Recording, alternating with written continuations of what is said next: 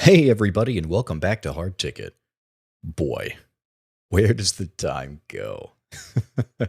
We're a little off course right now with our regularly scheduled program, but as we course correct, we thought we'd put together a little highlight reel from season one, some of our best moments, some of the ones that we think about and laugh to ourselves because we have fun on this show. So, if you're a loyal listener, it might sound familiar. You might even be on it. So, until we've got our movie viewing eyes back on, here's a little look back at some of the best hard ticket moments from season one.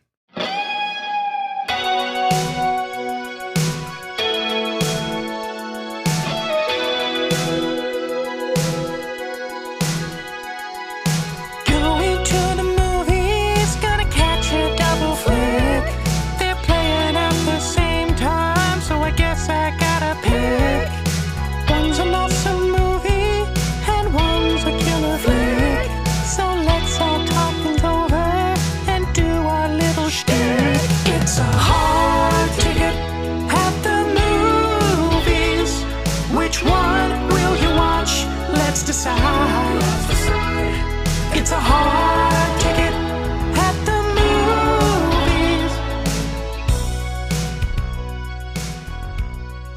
movies. From Jawloween, Halloween versus Jaws.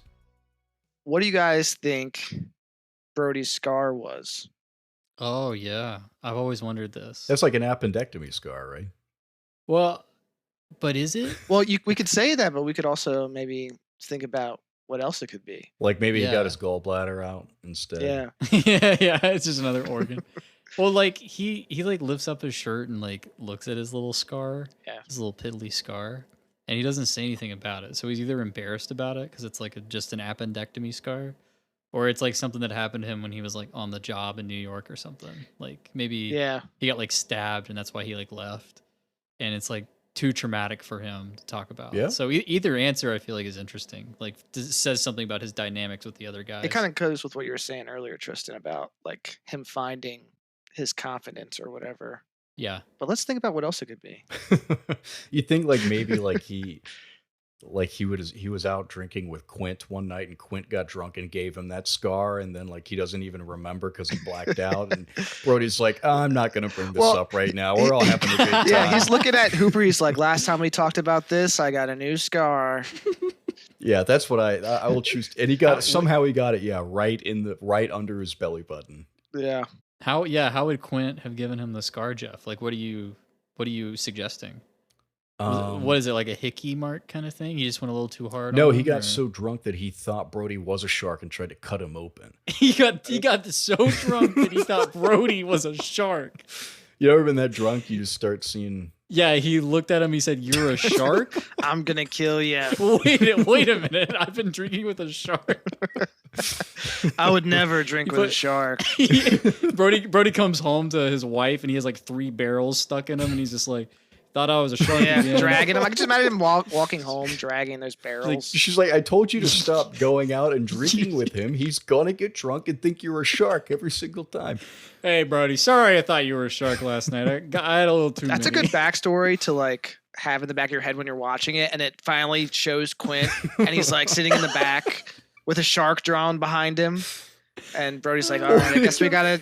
This is the time. Everybody in the scene where he's like, you all know me, they all like lift up their shirt and look, and they all have a scar under their shirt. Like, you all know me because I've stabbed all of you in the abdomen thinking you're a shark on a bender. It's like a Shutter Island ending where they're trying to like make him work through his trauma, where they like make up this shark and they make him kill it to hope it would heal him. But really, he's always just still crazy for shark killing. Oh yeah, he gets eaten by the shark at the end, so it's not a very effective therapy. Dude, I don't know if he's dead. He died crazy. I don't know if he's dead, dude. Did he show up in any of the sequels? I wouldn't know. I never watched one. The shark explodes and you see Quentin fly up. He lands on the boat. Ah! That would be a good ending. Then we would have had all 3 of our favorite characters swimming back. Yeah. Yeah, like Brody's like, I used to be afraid of the ocean. And like half of Quint's torso is like, I used to be a whole man. I used to think you were a shark.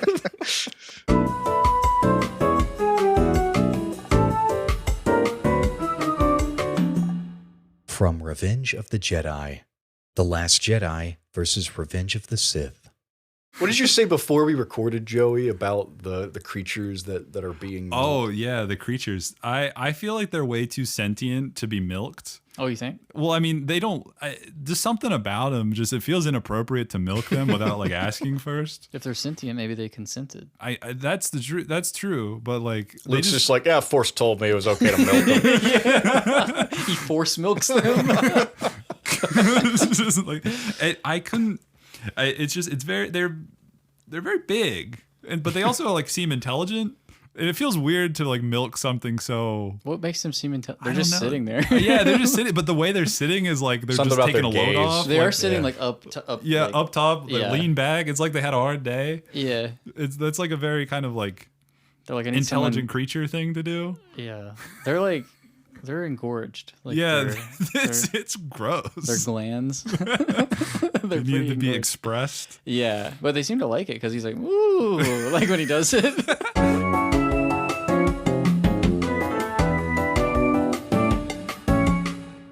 From Hundreds of Busters, Hundreds of Beavers versus Sherlock Jr. and the General.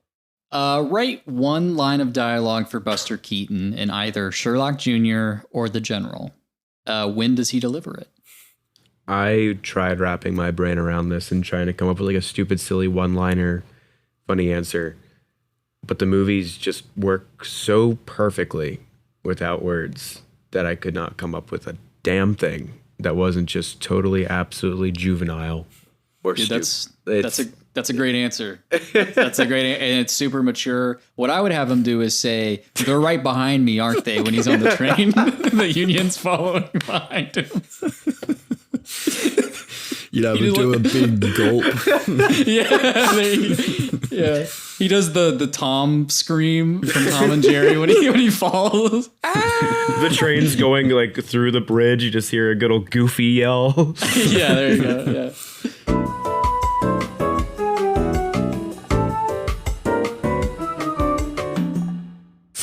From Sin Till Dawners, Sinners versus From Dusk Till Dawn. My last question here. How does Tarantino get somebody's foot in his mouth in Sinners? Very carefully, I think. Yeah. Deliberately. So it's like Tarantino's like he's watching this movie in pre-production, like it's developing, and he's like, I gotta get in this movie and get somebody's foot in my mouth. What am I Is gonna that your Tarantino impression? That is kind of like a good Tarantino. How do I get someone's foot in my mouth? Like, do you want me to say like whose foot he gets in his mouth, or like what's the scenario? What's the He scenario? like slips on a banana and like falls onto somebody's foot. Like No. So he's got to be like one of the white vampires, and when they're sieging, he's like sucking from people's feet. He's like biting them on the feet. Like that seems like the most obvious answer. Yeah. He shows up with his big chin, and they're like, "Do we get a big chin if we turn into a vampire?" Remic's like, I want your stories and I want your songs, and he wants some feet. He wants to see some toes. Oh man, I Yeah. love it. I love it. Quentin Tarantino was a foot sucking vampire. I fucking hate Quentin Tarantino, dude.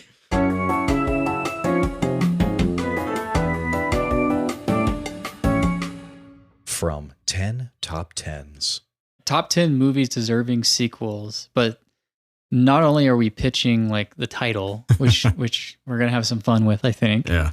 But we also pitched like what the sequel would actually be. So this is a creative exercise, and so I can go first. Go for it. My first one is a sequel to the 2022 horror film Skinamarink. I'm going to call it Rinky Dink. Is it Skinamarink 2 Rinky Dink?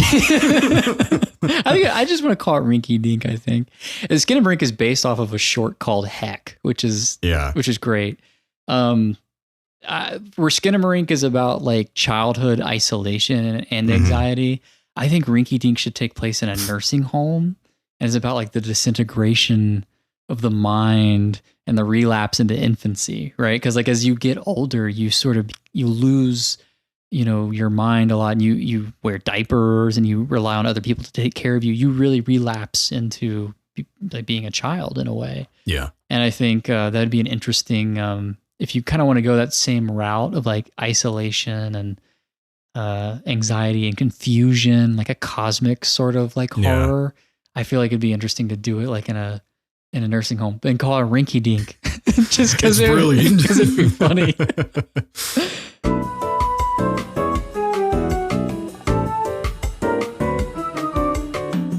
From Into the Nomadland. Nomadland versus Into the Wild. There's this couple when Christopher's paddling down the Colorado River. It's a European couple, and he says, "Hey, we have hot dogs. Come over." What, in a different film with a different plot, what would be the funniest place to stick those characters popping in and saying, top of a mountain, the very top of a mountain, but not necessarily like setting, but like in a plot Different point, film, just like, different "Hey, plot. Yeah. come on over. We have hot dogs." So they're like Where would you stick Danish. that? They're Danish, but like I'm just going to transplant that over to Slovakia. And Jeff, we talked about Hostel. So I'm just imagining he's like in the hostel like dungeon, and he like walks out of his like dungeon. There's like a guy like hot dog cart. Hey, where are you going? Hot dog. We have hot dogs. Come on over. That would probably be the funniest I could imagine. in a different Yeah. film. Yeah. He's also like, can I say real quick that Chris is like weirdly embarrassed about seeing a topless woman at first. And it's Yeah. like, dude, you're trying to escape society. It's like, you should just join a nudist colony, honestly. Yeah, does kind of go for eventually, it, I yeah. guess he kind of makes his peace with it because he shacks up near a nudist colony. Yeah. towards That's the end of the true. movie. Yeah. Yeah. Character growth. Yeah. And his buddy, Ron is like, you shack up close to those nudists and Yeah. hippies. Be careful. Like, what do you see in them? Dude, they're naked. I see they're hot. I see everything. Yeah. Yeah, no hiding. Yeah, it's got to be like a horror movie, right? Yeah, Yeah, for sure. yeah. It's got to be a It's like the like a Slender chase Man. scene or something. It's just like, "Hey, come Yeah. on over." Or like it's like a really tense hospital scene where somebody's like saying goodbye to a loved one, and somebody's like, "Got to Walks hot through dog the cart." It's the end of 2001: A Space Odyssey. Dave is in the menagerie, and there's like a guy in the corner. Where are you going?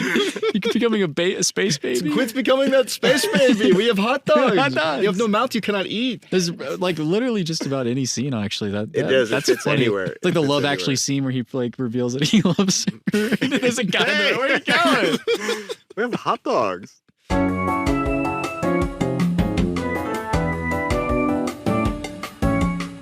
From Big Rat Chef. Chef versus Big Night versus Ratatouille. What would Big Night be like if it took place in the age of social media? And there are a couple different eras of social media. There are tons of platforms. So feel free to get creative and decide on an era or platform. Oh God, I want to be an optimist here, but I think the pessimist in me is saying it probably goes the same way. When? I mean, Damn. and any time, like with how hard it is to watch a lot of these businesses get a foot in the door and last. Like, it doesn't matter. Like, especially these small, like, own ma and pa shops. Like, unfortunately, especially nowadays, like, they aren't going to like gain any traction no matter like what's posted on social media. It might get a little buzz for a year. All the old people in the area might go and show up and say, "Meh," and then like, has it really changed, guys? It's all about how you market it. All you need to do is have a son, make sure he's chronically online, and then have him manage your entire marketing campaign for your restaurant. And well, then, we see that Primo and Tooch can't hold a woman to save their lives. So like, well, Primo probably can, but like, Yeah, he's got Riz. Secundo had a little more than he bit off more than his hands were a little too. Well, you know what I mean. What does Ian Holmes say? You have to bite life by the ass. oh my God. No, sorry, that's my pessimistic answer. I really worry about those guys. Well, Josh says they're doomed no matter what, and I say they have a fighting chance. So I guess we're just fundamentally different people. Well, I was going to say, I'm imagining like Big Night in the age of TikTok and like Primo doing like TikTok. He's flossing. He's like flossing for Secundo. You know, He's doing a TikTok or a Fortnite dance or something. no, he wouldn't be doing it. It would be Secundo who's using AI to make his likeness flawless. Yeah. No, he went on ChatGPT to look for authentic Italian recipes, and he like presents them to Primo. He's like, "These are all shit. They all suck." This one says to put a brick in it. Like,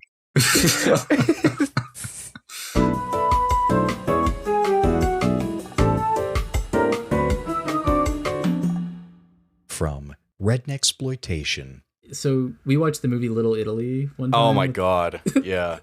I would do one that was I would do Wrong Turn, but set it in Little Italy, like New York, and the the villains are just like exaggerated Italian American stereotypes.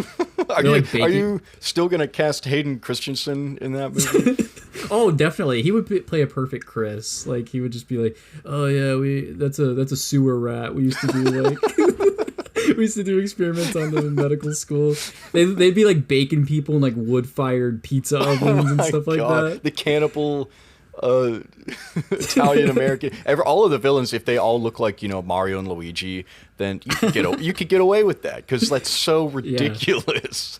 Yeah, it would definitely be that would be a fun one. I should get to writing that right now.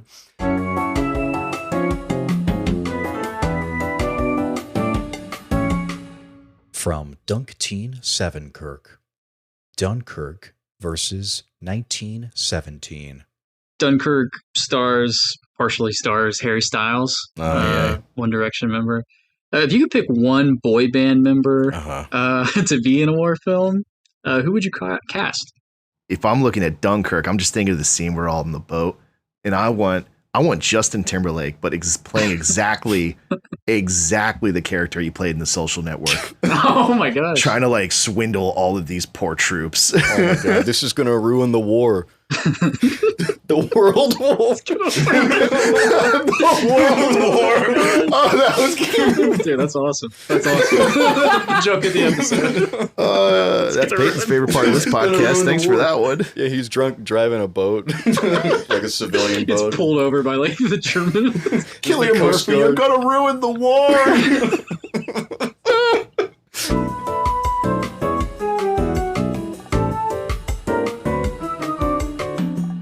From Russo Slop, extract 21 gray cherries, 21 bridges versus extraction versus the gray man versus cherry.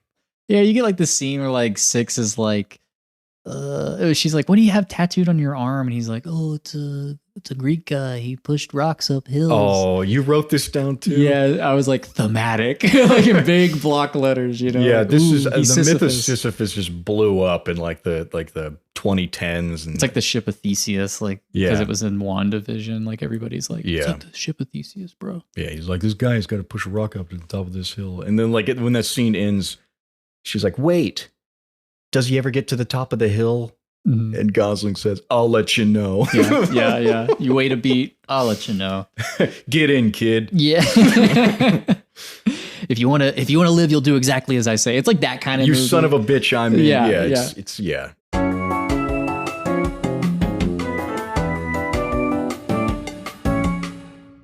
From Barbaricent, The Descent versus Barbarian. I've joked in the past about like I am actually kind of serious about this, whereas like whenever I die, like if you can't use my body for science, literally just like chum me up and use me to get like sharks for like shark tours. Chum me up. So like Chum me up. yeah, so like I would go shark cave diving if I had the opportunity. Nice. We could do it together, man. Oh yeah. What's your favorite shark species? Great white. I'm basic. Dude, I'm the same.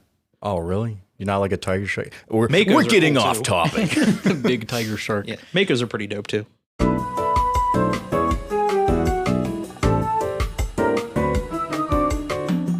From Evil Housu 2, Housu versus Evil Dead 2. So in both these films, one of the main characters holds the severed head of a friend or a loved one, and I'm just kind of curious. And they promptly toss the head away. I'm just curious, what would you do if my severed head landed in your arms, Jeff? Is your severed head is it a deadite? Do you have like the whites of your eyes and you're still talking? Like, dead by dawn, dead by dawn. Or you're just dead? Does it change your answer? It does. It really does? Okay, so like if my head... Okay, I can guess what you would do if I was saying dead by dawn. You'd probably throw me away. Oh, no. Oh, you keep me? If your head was still talking, we would continue the podcast. That's my hell. Like I always have to do a podcast because I'm just dead. But if you're dead, you're of no use and I'm tossing you away. Not even going to recycle me. That's okay. Okay. Yeah. I appreciate that's got to be the natural reaction if a severed head falls in your hands. You're not going to I be just like, feel like it's a little disrespectful. what would you do with my head? I feel like if your head landed in my lap, there would probably be an initial impulse to throw you away because I'd be like, "Oh my god, his head!" But you'd stop yourself. Well, I would try to. Yeah, I would try to be like a little more like respectful of your remains. I'm assuming that you blew up or were decapitated in this scenario. Well, yeah, it would have to be one or the other, right? Shut up.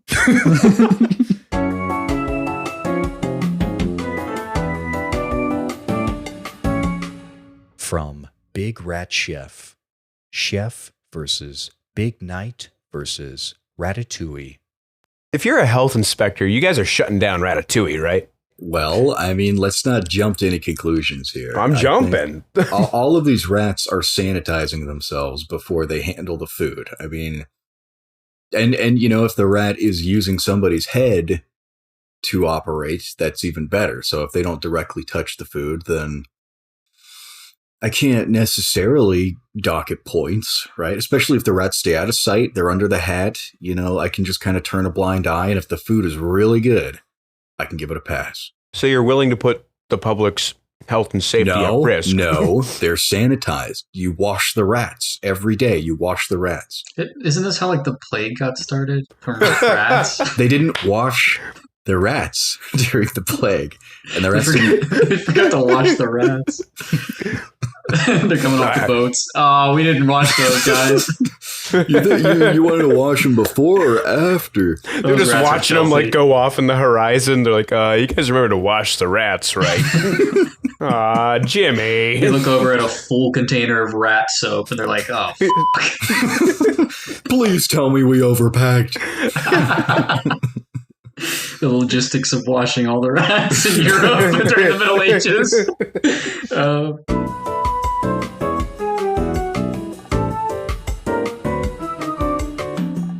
From War of the Day. Independence Day versus War of the Worlds. My experience with this movie is kind of that it was my entry point to it. I figured it was one of the more, accessible adaptations of this story. So I watched it in high school. Okay. And I don't even think I realized it was a Steven Spielberg movie because it is so bleak. Oh, yeah. Yeah, it might be bleaker than Schindler's List, honestly. I mean, it is one of the most depressing movies. I think at the time of me watching it in high school, I was like, holy crap, I feel so bad right now.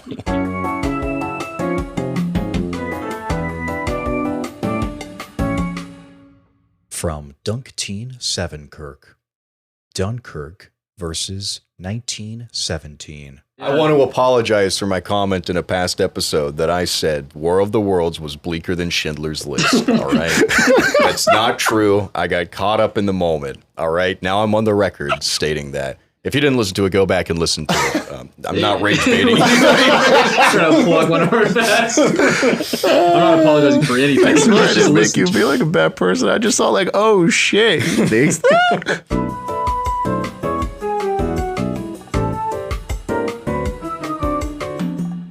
From Dr. Phil Safelove, Dr. Strangelove versus Failsafe.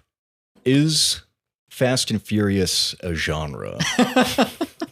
Yes, it is. Yes, it is. Okay. Explain yourself. Well, there's a world-ending crisis, and the government has to call on Dominic Toretto and his family in order to prevent the bomb from going off. And they're they're driving around in Russia to go to the spot where, I don't know. He says, I don't have friends. I have a thermonuclear bomb. Because, you think of action movies and a lot of the time, even just this year, it was Mission Impossible. Spin it like an action movie. You could definitely do that. That's awesome. I love that. Would you ever rule out the possibility of Dom Toretto in his car actually catching the nuclear bomb and safely delivering it to the ocean?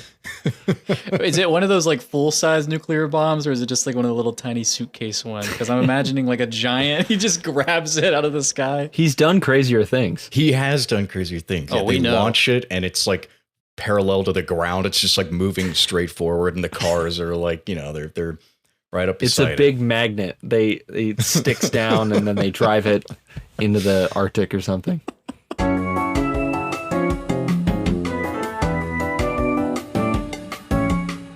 From Big Sharknado. Sharknado versus Big Shark. Big Shark almost posits that shared psychosis is the cure to the male loneliness epidemic. Christ. It's true.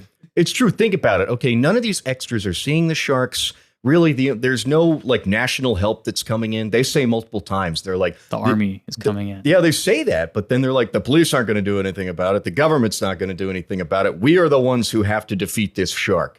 And so they take it upon themselves to hatch a plan, except they don't actually hatch a plan. They just go somewhere and they're like, we got to stick to the plan. And then they get in the water, they get out of the water, and they're like, let's go get a drink. Let's go drink. So there's no plan. They don't even like pretend like there is one.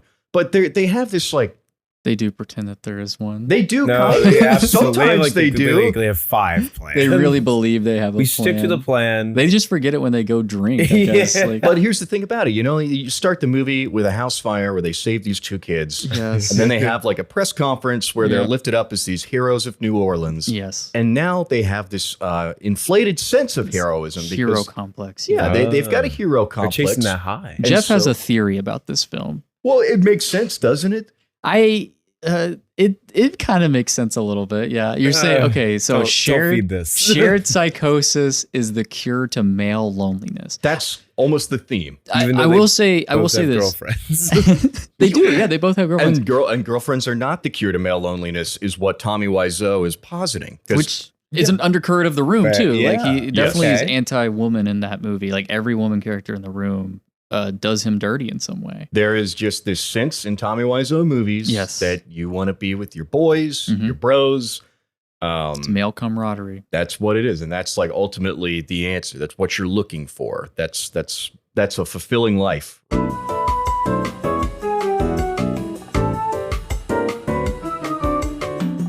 From 10 top 10s. My next one would be a sequel to Uncut Gems.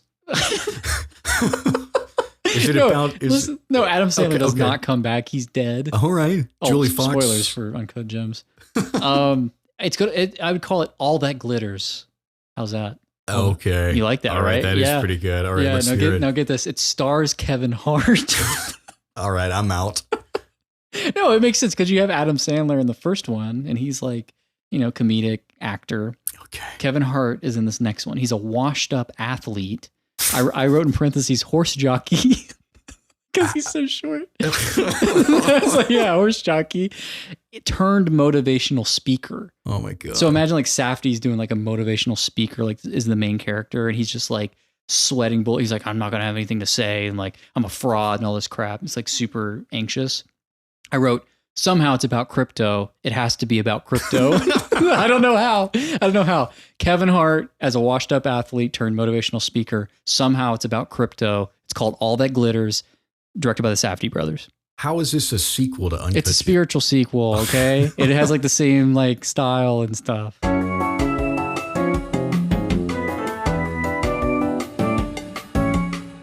From Man of Begins, Man of Steel versus Batman Begins.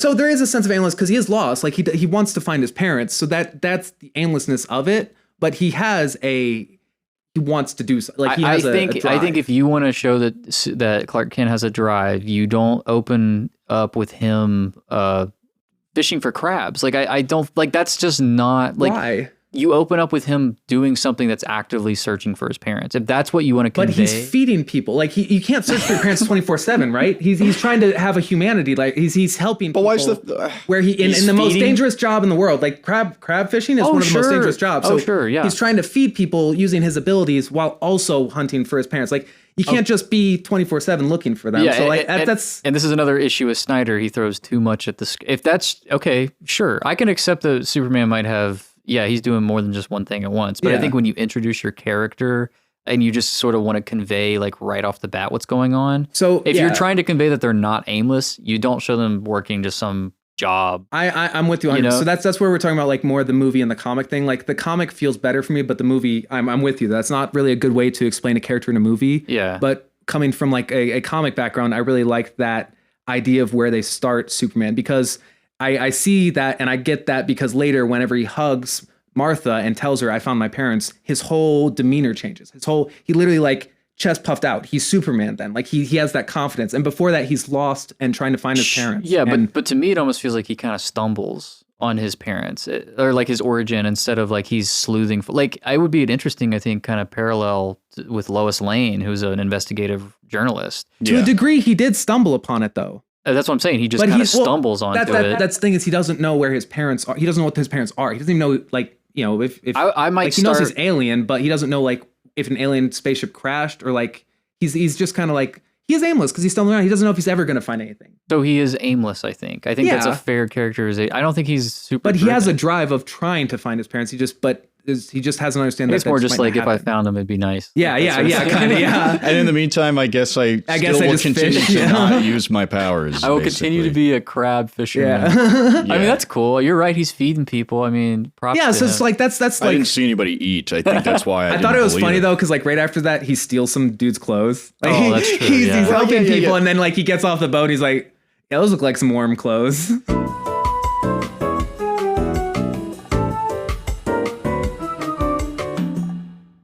From Dirty Dogs, Strays versus Fixed. I was engaged with these movies.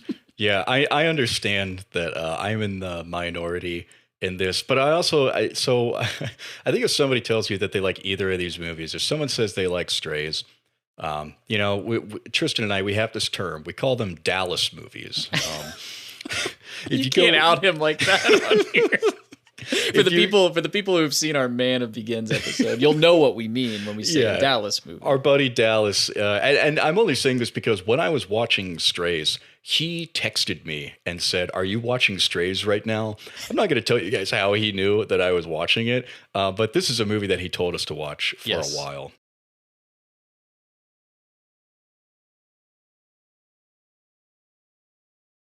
From Evil Houseu 2, Houseu versus Evil Dead 2. If not a chainsaw, what other weapon would you like to have seen Ash mount to his arm? I almost said fidget spinner again. Dude, you gotta come back. I don't know where you're at right now. Maybe I'm the one who has ADD. He would probably have like a rake, like a garden rake. A rake? Yeah, like one of those really cheap, like a plastic one? Yeah. Oh man, that would suck. Oh, it sucks. Yeah, he says not groovy when he puts it on. He says not groovy. I guess he's in the tool shed surrounded by other stuff, and he's just like, well, not groovy, but it'll have to do. No, I mean, realistically, if he had another weapon, like he would just have like a grenade launcher. Like he'd be like Samus from Metroid or something. He'd be a Just gun. shoot. He'd be like the Iron Giant. He would be a gun. He would become a gun. What would you have him? I want to take it back to a couple of our past episodes because I think it'd be cool for him to have that little tool from the poster of Hostel, you know, that little scalpel thing. Yeah, like he's got a big beefy forearm and then there's just like a little knife at the end of it. But then I was like, wait a minute. How does George fight the sharks in Sharknado? Oh. He's got a bar stool on the end of his arm. That's great because Sharknado actually does have the chainsaw like make an appearance. I at know. the end. I made a note when I was watching Evil Dead 2. I said, this is the best chainsaw scene we have talked about in the past month. And it's not the only one. That's true. Yeah. Okay. Barstool on the end. Okay. That's awesome. Yeah.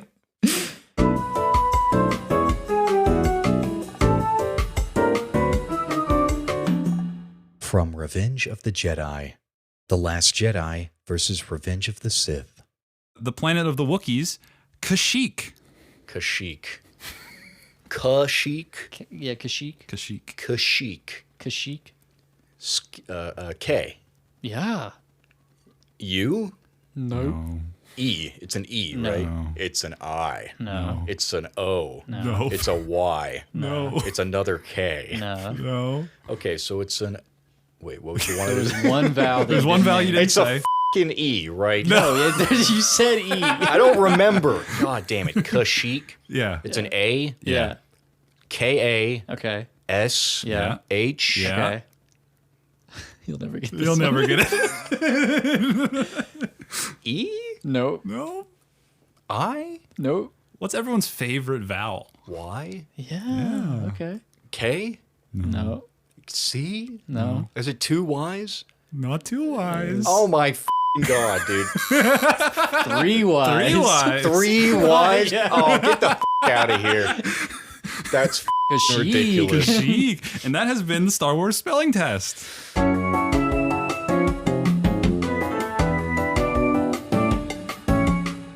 From the brave patriot heart, the patriot versus Braveheart. All right, my last question. I want you to pitch a shoehorned in contemporary celeb cameo from a founding father in The Patriot. Because you get your George Washington thing, but I want you to do one that's like a Marvel movie cameo, like a Stan Lee cameo. Like But- the end of Oppenheimer where somebody's like oh. hot shot calling himself John F. Kennedy. Calling himself by his name. Peter Albert Einstein wants to talk to you.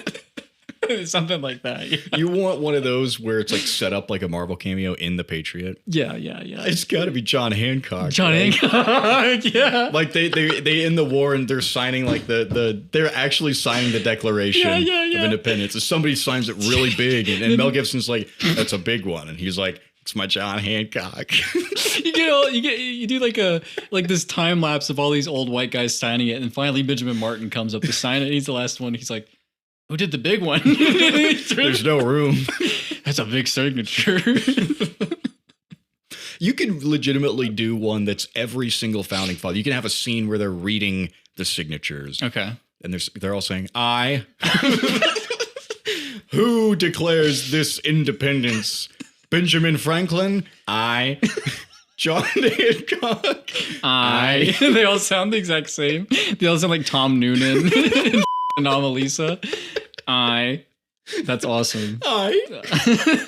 Yeah.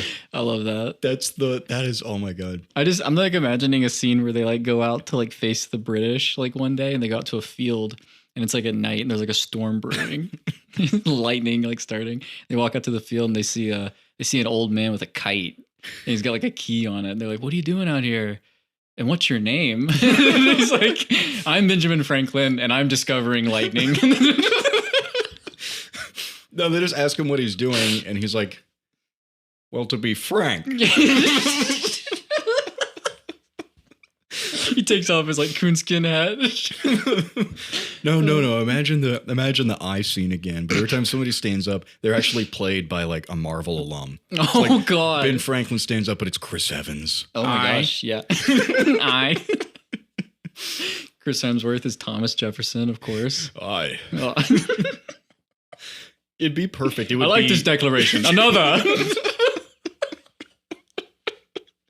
Who's Tom Holland? Tom Holland, George Washington, of course. Like, he's just the oldest one. He's got wooden teeth. He's stuttering. Oh, all Mr. the Stark. time. I declare independence.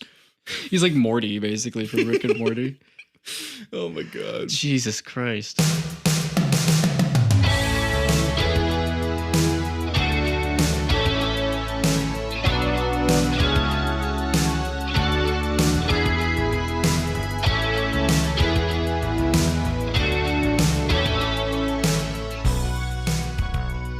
Thanks for listening, everybody. And again, sorry for the inconvenience. We'll be back again next week with a matchup between Twin Peaks, Fire Walk With Me, and Lake Mungo. So that's an exciting one. Our first Lynch.